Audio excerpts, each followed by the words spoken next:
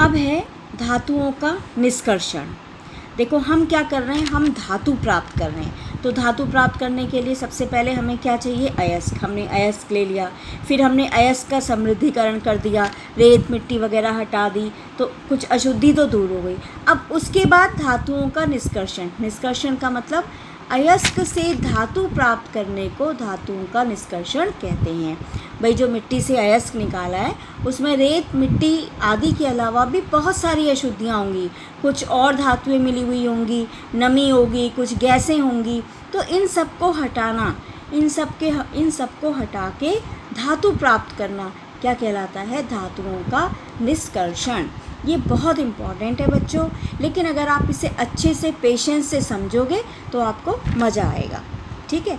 अब धातुओं का निष्कर्षण, इसमें हम 3 कैटेगरी हमने बना रखी हैं, क्योंकि हमने देखा है कि जो सक्रियता श्रेणी है उसमें धातुओं को 3 भागों में डिवाइड कर सकते हैं। एक कम क्रियाशील धातु जो सबसे नीचे की होती हैं सक्रियता श्रेणी में, सिल्वर है, गोल्ड है, मरकरी है, पारा, ये बहुत कम क्रियाशील होती हैं। एक कैटेगरी हमने ये बना ली। ठीक है। दूसरी कैटेगरी हमने बना ली मध्यम क्रियाशील धातुओं का निष्कर्षण, जो मध्यम क्रियाशील होती हैं। जिंक है, आयरन है, एल्यूमिनियम है, ये बीच की जो सक्रियता श्रेणी हमने आपको पहले लिखवाई थी, तो जो बीच में जो धातु हैं ये है मध्यम क्रियाशील। दूसरी कैटेगरी हमने इनकी बना ली।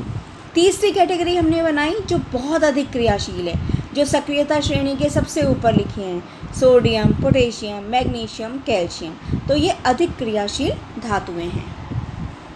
फिर से समझो बच्चों, हम क्या कर रहे हैं, धातु प्राप्त कर रहे हैं। कहाँ से प्राप्त करेंगे, खनिज। सबसे पहले हमने खनिज लिया, खनिज में से हमने अयस्क लिया कि कहाँ से हमें ज़्यादा मात्रा में धातु मिल सकती है। फिर हमने अयस्क का समृद्धिकरण किया, है ना। समृद्धिकरण में हमने रेत मिट्टी सब हटाई। अब हम कर रहे हैं धातुओं का निष्कर्षण। इसमें क्या करते हैं, जो धातु है उसके अंदर जो और अशुद्धियाँ होती हैं उनको दूर करते हैं। तो अयस्क से धातु प्राप्त करने को धातुओं का निष्कर्षण कहते हैं। अयस्क में धातु तो होगी और इसके साथ और दूसरी धातुएं भी मिली हुई होंगी, है ना। तो उन सबको हटा के शुद्ध धातु जो हमें मिलेगी उसको प्राप्त करने को धातुओं का निष्कर्षण कहते हैं। अब धातुओं का निष्कर्षण के लिए हमने जितनी भी धातुएं थी उनको 3 भागों में विभाजित कर लिया। कम क्रियाशील धातु, मध्यम क्रियाशील धातु और अधिक क्रियाशील धातु। तो ऐसे ही हम 3 कैटेगरी में निष्कर्षण करेंगे। कम क्रियाशील धातुओं का निष्कर्षण कैसे किया जाता है ये पढ़ेंगे। फिर मध्यम क्रियाशील धातुओं का निष्कर्षण कैसे किया जाता है ये पढ़ेंगे। फिर अधिक क्रियाशील धातुओं का निष्कर्षण कैसे किया जाता है ये पढ़ेंगे, क्योंकि हर एक को कम क्रियाशील, मध्यम क्रियाशील, अधिक क्रियाशील धातुओं का निष्कर्षण करने के लिए अलग अलग विधि होती हैं। तो मुझे लगता है इतना आप लोगों को क्लियर हो गया होगा। अब हम इनको डिटेल से पढ़ेंगे। पहले पढ़ेंगे कम क्रियाशील धातुओं का निष्कर्षण कैसे किया जाता है, फिर पढ़ेंगे हम मध्यम क्रियाशील धातुओं का निष्कर्षण कैसे किया जाता है, फिर पढ़ेंगे हम अधिक क्रियाशील धातुओं का निष्कर्षण कैसे किया जाता है। पहला है कम क्रियाशील धातुओं का निष्कर्षण।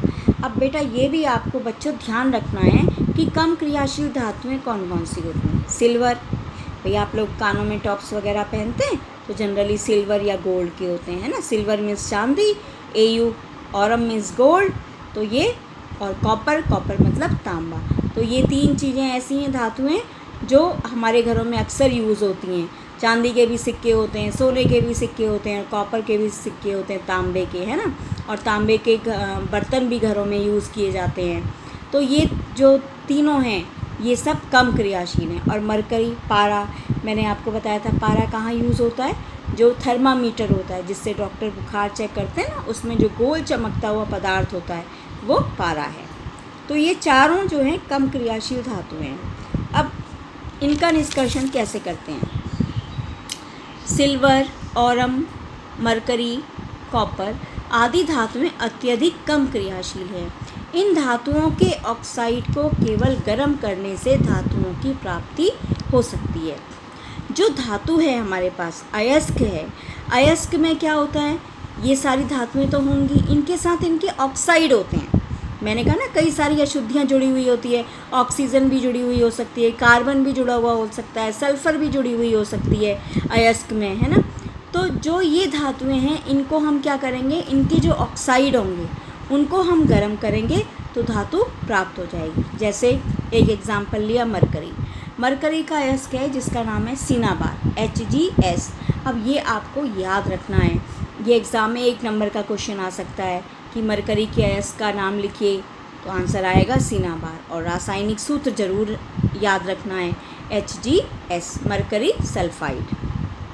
ठीक है, तो मरकरी का एक अयस्क है जिसका नाम है सिनाबार, सूत्र है HgS, मरकरी सल्फाइड। इससे धातु प्राप्त कैसे करते हैं, हमने क्या लिया, मरकरी का अयस्क है, मरकरी हमें निकालना है, पारा निकालना है, तो पारा का सल्फाइड मरकरी सल्फाइड, इसको पहले हमने क्या किया, ऑक्सीजन से गर्म किया, ऑक्सीजन के साथ क्रिया कराई, क्योंकि हमें क्या चाहिए, मरकरी ऑक्साइड मिल जाएगा। ठीक है, ऑक्साइड के साथ, ऑक्सीजन के साथ हमने इसको क्रिया कराई, तो HgO ऑक्सीजन मरकरी के साथ आ गई, और सल्फ़र डाइऑक्साइड के साथ भी ऑक्सीजन आएगी तो सल्फ़र डाइऑक्साइड आ जाएगी। फिर समझिए, ये सिनाबार अयस्क है HgS, इसकी अभिक्रिया ऑक्सीजन से कराई तो ये मरकरी ऑक्साइड प्राप्त होगा, और बाकी की जो ऑक्सीजन है वो इस सल्फ़र के साथ मिलकर सल्फ़र डाइऑक्साइड बना लेगी।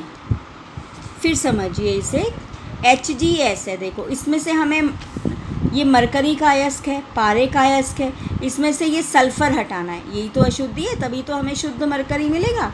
अब हमने क्या किया, इसकी क्रिया वायु से कराई, ऑक्सीजन से कराई, तो जब इसकी क्रिया ऑक्सीजन से कराएंगे तो क्या मिलेगा, मरकरी ऑक्साइड मिलेगा HgO, और ये जो सल्फ़र है ये भी ऑक्सीजन से क्रिया कराएगी, सल्फ़र डाइऑक्साइड गैस मिलेगी, उसको हम निकाल लेंगे क्योंकि गैस उड़ जाएगी, अलग हो जाएगी।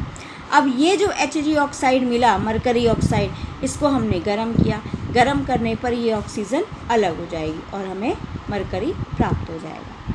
फिर समझिए बेटा इसे, मरकरी के अयस्क सिनाबार से मरकरी प्राप्त करना है, मतलब पारे का एक अयस्क लिया, इससे हमें पारा प्राप्त करना है। अब पहले हम देखेंगे पारे के साथ क्या चिपका हुआ है, सल्फ़र, ये अशुद्धि है, जब सल्फ़र को हटाएंगे तभी हमें मरकरी मिलेगा। तो इस सल्फ़र को हटाने के लिए हमने ऑक्सीजन से क्रिया कराई, वो ऑक्सीजन Hg के साथ भी क्रिया करेगी, HgO बनाएगी, ये ऑक्सीजन सल्फ़र के साथ भी क्रिया करेगी, सल्फ़र डाइऑक्साइड। अब सल्फ़र डाइऑक्साइड गैस होती है, ये उड़ गई, हमें क्या मिला, HgO मिला। इस HgO को फिर हम गर्म करेंगे तो ऑक्सीजन अलग हो जाएगी और मरकरी प्राप्त हो जाएगी। ये रासायनिक समीकरण बहुत इम्पॉर्टेंट हैं, अगर आप रासायनिक समीकरण नहीं लिखेंगे तो आपको नंबर नहीं मिलेंगे। और इनको याद करने का एक ही तरीका है कि इनको बार बार लिखिए, जितनी बार आप लिख के प्रैक्टिस करेंगे उतनी बार आपको ये याद होगी। यही एक तरीका है रासायनिक इक्वेशन, रासायनिक समीकरणों को याद करने का। अब हमने दूसरा एग्जाम्पल लिया, कॉपर का अयस्क लिया, कॉपर का अयस्क है Cu2S, कॉपर सल्फाइड, इसका नाम है कॉपर सल्फाइड। इससे कॉपर का निष्कर्षण करना है, मतलब कॉपर प्राप्त करेंगे। अब इसमें कौन सी अशुद्धि दिखाई दे रहा है हमें, सल्फ़र की है, तो हमें ये सल्फ़र भगाना है। ठीक है, हमने किससे क्रिया कराई, वायु से क्रिया, ऑक्सीजन से क्रिया कराई, तो सेम वही प्रोसेस है।